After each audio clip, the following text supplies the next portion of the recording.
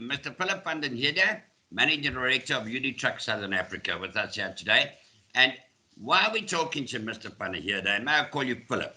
Why are we talking to Mr. van den Heerde is because during the launch last week of 2 additions to the Corona range in South Africa, Philip took the stage and on the virtual stage and spelt out what really got me. And that is the challenges of the world. We are facing a crisis with COVID. There's a bit of hope with the vaccines being rolled out around the world. But in my opinion, global climate change and global environment and global quality of life it has been there during COVID. It's going to continue being there. And I think it's a bigger challenge. And what struck me about Philip's presentation when he gave it, he said, was in recent years, UD Trucks has been climbing Mount Fuji and now earned the right to look further and to dream bigger. When that was introduced, I thought that's not just about product. Philip, tell us, what are you dreaming? What are you dreaming for the world as a truck manufacturer? What challenges are you facing? Yeah, thank you, Patrick, for giving me the opportunity to highlight a couple of our insights in that. And the whole Better Life strategy, as you rightfully said, is developed from our previous strategy, the Mount Fuji strategy, where we have been working very much with renewing our complete product offering, service offering. But we are actually now at the verge of a complete new era that is in front of us. And we really felt as UD Trucks that we can play an even bigger part in becoming a positive contributor to all the challenges that the world is facing today. And we indicated in all those challenges that we have, there are, of course, you have the pandemic as such, which is a life-changing event for all of us, not only on the business side, but also on the personal side. But the world is also changing with other elements. If you take a couple of them, you have the urbanization that is going on. You can see that also in South Africa, that people are, say, gathering in the bigger metropolitan cities. There is, of course, a whole climate change going on. And then in our industry, you also see that there is quite some changes with respect to how customers behave and how they are putting the trend into the industrial logistics business. To give a couple of examples, you see those e-commerce growing. The pandemic, actually, we can see around the globe has actually accelerated the whole e-commerce industry and the whole logistics industry around e-commerce. And we see now trends in some places.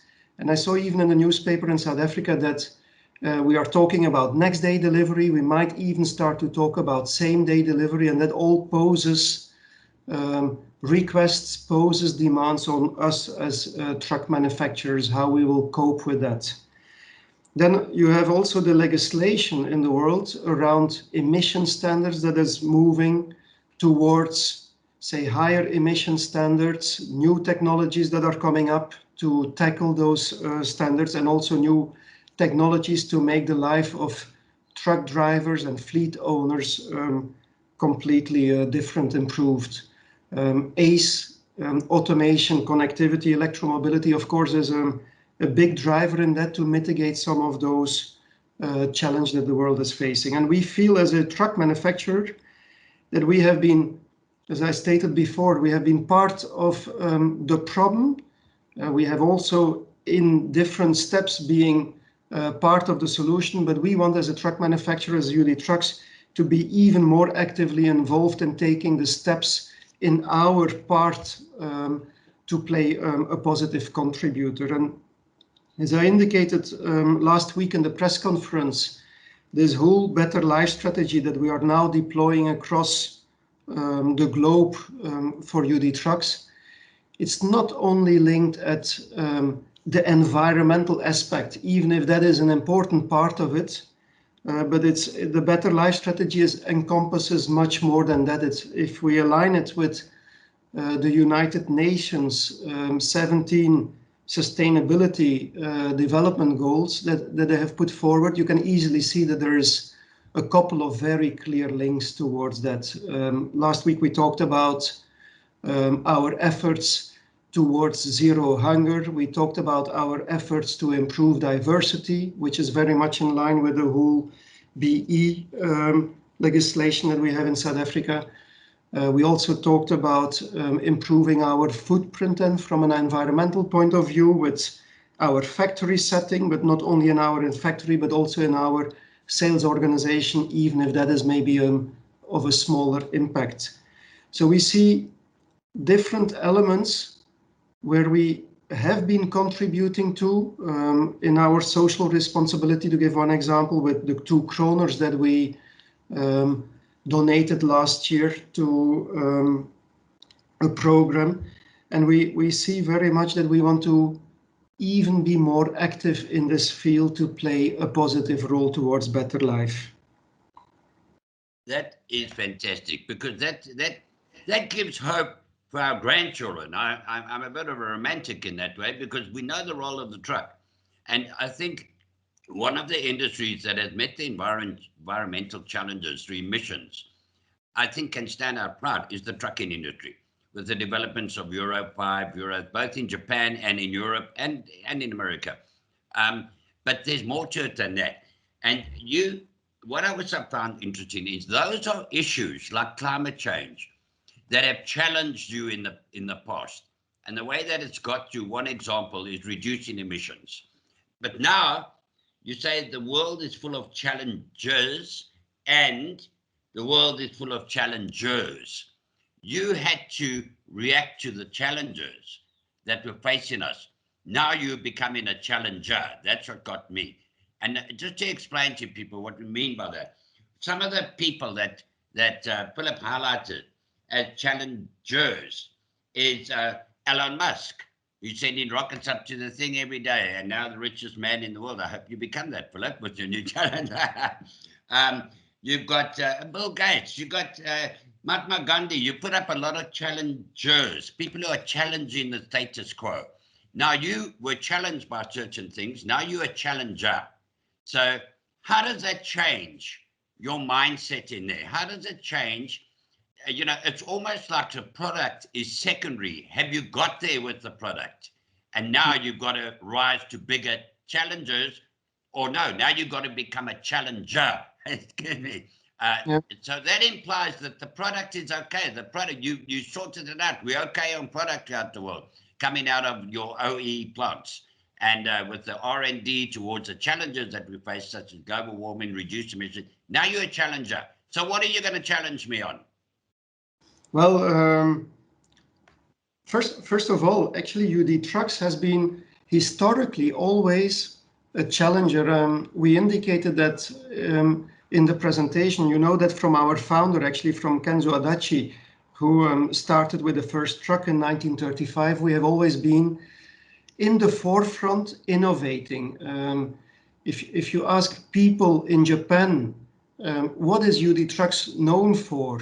Well, I think a lot of people will say it's a truck organization that brings quite some innovation, and that could be Japanese first, but that could be in some cases also world firsts. And we've given a couple of examples on that. I will not go back on those examples. You've seen that, but I think the biggest strategy changes and where we really want to challenge and contribute to is with our Fujin Rajin strategy that we have introduced in 2018, our new vision for 2030, and that is to really start then with Japan, to start with the new emission regulations that will come up, and to really not only go into a step of electromobility, but also to go in a step of further automation. We have been then specifically in Japan in both fields been working on different type of prototypes already in a certain developed stage with specific customers. We were, if you remember, Patrick, last year, actually it's now 2 years ago, in the Tokyo Motor Show, end of 2019, it was then October 2019, showing those two clear examples of the Fujin truck and the Rajin truck, the electromobility truck and the automation truck that we have that is already running in some pilot cases.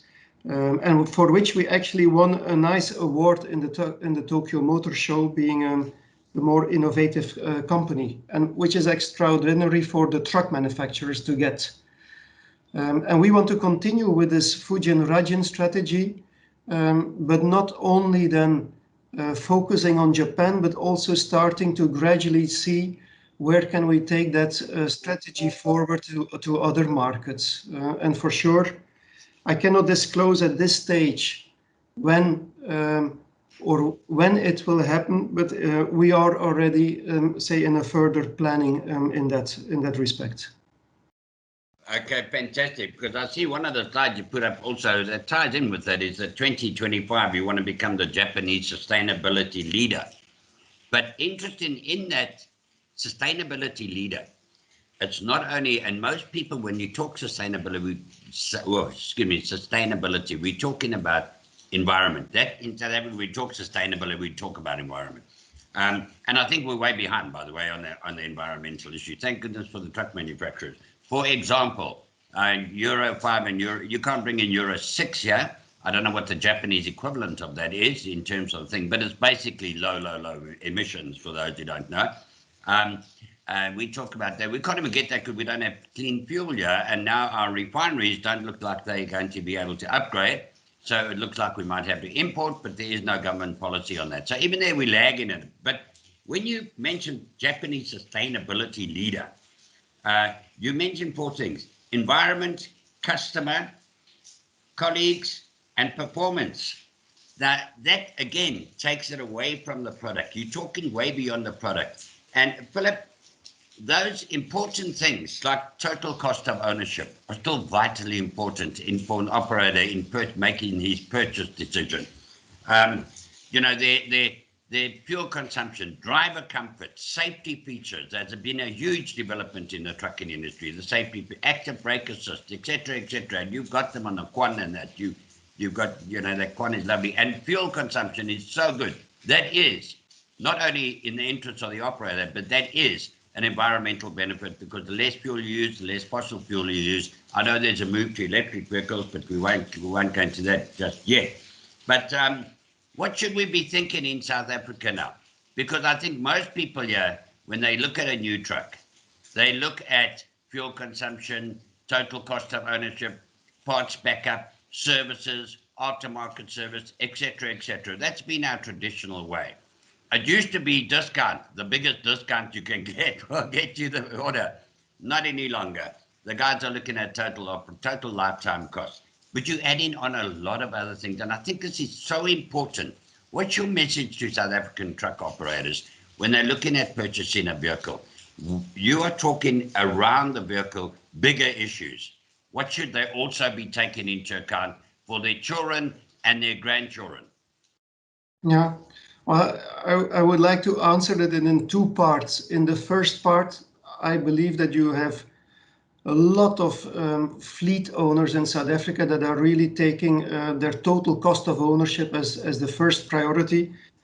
And we as OEM have, of course, in all our different development steps and new introductions and launches of new vehicles, taken TCO very high in our requirements. And that TCO, of course, goes from not only thinking about fuel efficiency, where we each time when we introduce a new vehicle have taken a next step. Now with the latest Quester that we introduced a year and a half ago, with the Escort, the AMT, we have really been able to improve fuel efficiency and make it for the driver much more easier.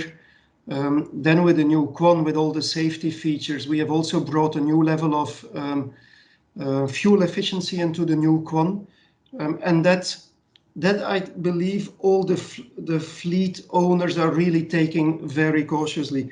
But I think the second aspect to that question is we have always been a believer that if you focus on total cost, and of course a big portion of the total cost of an operation is fuel, that you also indirectly manage the emission and the environmental aspect of it. So we've always seen it going hand in hand. And our view on this is that, of course, we are now sitting mainly with Euro 3 products, but we've been very proud to launch the new Quon as well with all the new safety features to be able to compete in the tractor segment, in the European segment, but also to position it as a Euro 5 product.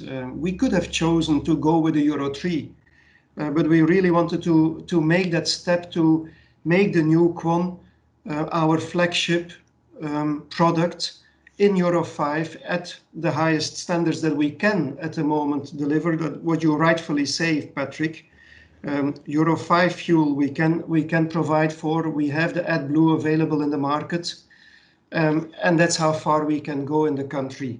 The next step, if you think about Euro 6, we are far away with that from a legislation point of view, and like you say, from an industrial footprint on the refineries. So I think that will take a little bit more. And then you can always dream. I'm believing very much that Euro 5 will come. That's a matter of time.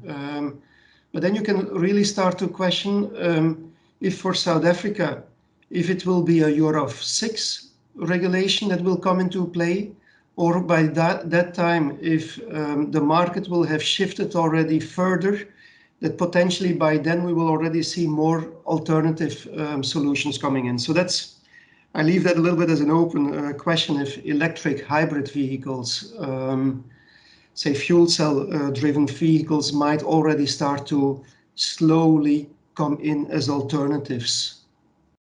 Yeah, Philip, those alternatives, I think, is a good topic for a separate interview, because we have to talk infrastructure, we have to talk Eskom, of course. You know, those electric vehicles need to be charged, and not so good when we have so many power outages. I think that's something. But interesting to note, there's huge development overseas in electric vehicles, hybrids, natural gas, etc., etc. And UD Trucks, I know, big in that. So is Volvo and others. There's massive developments. Philip, just to end here, because I want to refer to one slide. You've got the product. That Quon is superb. Okay, it's got all the features. The operators are giving you superb feedback on that. Trucks, new purpose. The new purpose of trucks for better life. You put that with the slide. You can see I keep going back to the dream, my romanticism coming out, okay? Humanity is currently not respecting the fundamentals. Ecological ceiling and social foundation was a slide you showed. They're not respecting the fundamentals. So you are challenging this, and you're moving towards a new purpose. A better life is one of the things that you are operating under. A challenge for the better life, and you put under there, not product, you put people and planet. So that, in my opinion, is a massive step forward that South Africa has to adopt. And I think overseas it is adopted to a large measure. But in South Africa, I think we have too many other problems: politics, dirty politics, state capture, etc. And our eyes are not on the long-term sustainability picture. A new purpose, a better life. Tell us where we're going to be in 20 years' time with a new purpose and better life. Are my grandkids going to have a future? And what are you challenging the stumbling blocks towards that good future for our grandchildren? Yeah, well, it's a very, say, visionary question, Patrick, that you put in front. But if I could put... by the way, I didn't put, you put it. You showed me that slide. But it's true that we want to put with our vision really a foot on the ground where we want to move with our organization and how we want to contribute to a better life. And like you indicate, for who do we do it? We don't do it for ourselves. We do it for the next generations, of course. We do it in broader term for the whole planet. Hence, I understand it will be going in different continents, in different countries at different speeds, because everybody has, say, their starting level and their constraints to take into account, and that can be from different angles. But we want, as a truck manufacturer, wherever we can, take our active steps to really be a challenger for better life and to help people and society at large to contribute to that. Okay, And that's good.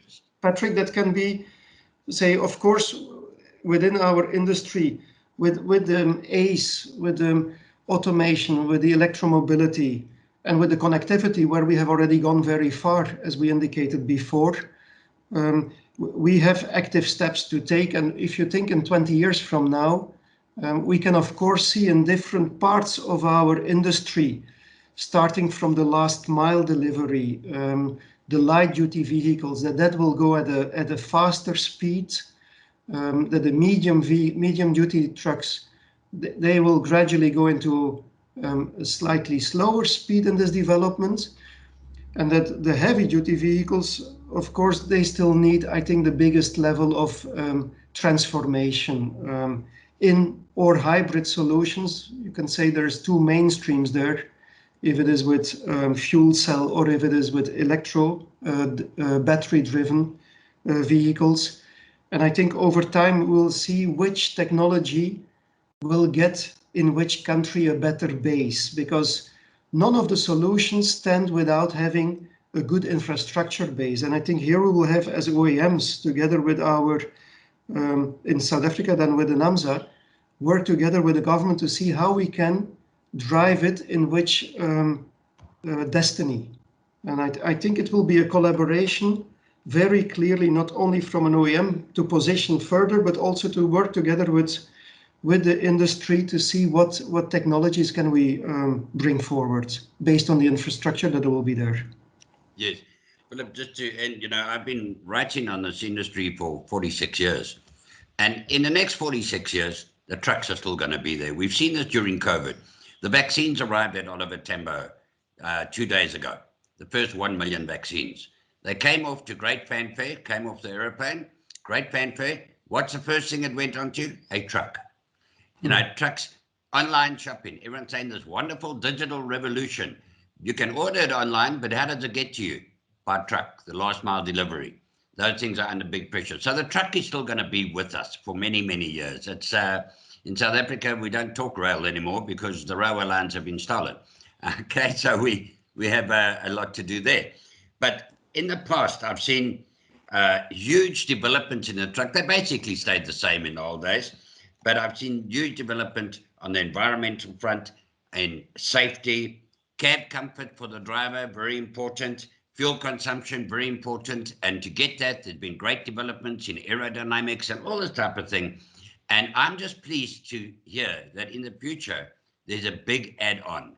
And that big add-on is your position, because the truck is always going to be here, but your position in using the truck while creating a better life for my and your grandchildren. That is the highest sense of responsibility. And I think any manufacturer who is not looking at that, I wouldn't buy his product. Let me tell you why. I was very privileged many, many years ago to interview a man by the name of Dr. George Winter, who wrote a book, Business and the Environment. We weren't even talking about it. We were saving the rhino in those days. We weren't talking about emissions and that. And he said that what changed people's minds overseas was not towards cleaner air, cleaner that, and we weren't talking climate change in those days. He said it was not any moral rush of blood to the heart of businessmen. It was consumer pressure.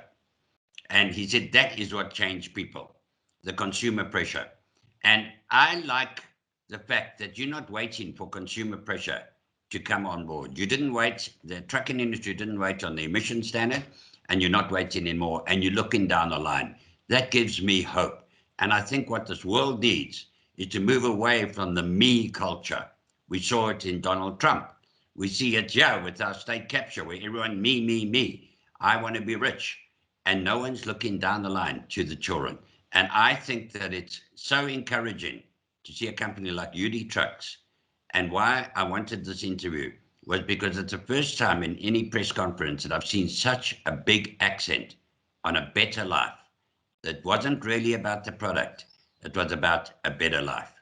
And on that note, I want to thank you on behalf of my grandchildren for creating a better life in an era where you're going to be around a long time, but your presence is going to be there on a responsible level. Thank you, Patrick. This is us as an OEM, UD Trucks, helping the world in improving and becoming smarter. You indicated very rightfully that the vaccinations or the vaccines just arrived in South Africa, and the first thing that happens is they're moved on a truck. And we've seen this in the whole pandemic, actually, that trucking is really an essential part of the whole society. It was an essential service. It was one of the few services that could continue to work and that needed support to keep running. And that is shifting, partially through customer needs, customer wants, but also partly due to, say, our desire and our pressure to have a positive impact on all the challenges that are going around. And that can be in the industry, not only on environmental, but also it could be even on a scale of how to find drivers, how to make the truck industry attractive so that we can also bring people to that industry to attract them as drivers. And not only male drivers then also, but also female drivers. And I think we have seen over time different, say, steps into this. The ESCOT, the AMT, all type of support to make it for a driver as easier, as attractive as possible to do a good job. Absolutely, because in South Africa, we've got a huge truck driver shortage, contrary to what many people think. Yes, truck sales went down, but we're looking for professional drivers. And I think, you know, the modern truck of today is certainly a home from home. There's enormous amount of effort has gone into cab comfort, making it a home from home. We need to work on road safety, which we are working on, because I wouldn't like my daughter to go in as a truck driver in our conditions. So there are those other challenges, and I hope that UD continues to challenge those challenges on many aspects. That is a really big issue, the driver issue, because we're going to need them, because as I say, trucks are not going away. So let's make them friendly. And I'm just thrilled to hear that you are. But Philip, on that note, I'm going to thank you for your time. And you're looking very good, and I'd love to know who your hairdresser was, because I need a haircut like yours. Mine is all over the place at the moment. I will send her when we meet each other. Perfect. Please do. All the best. God bless you. You take care.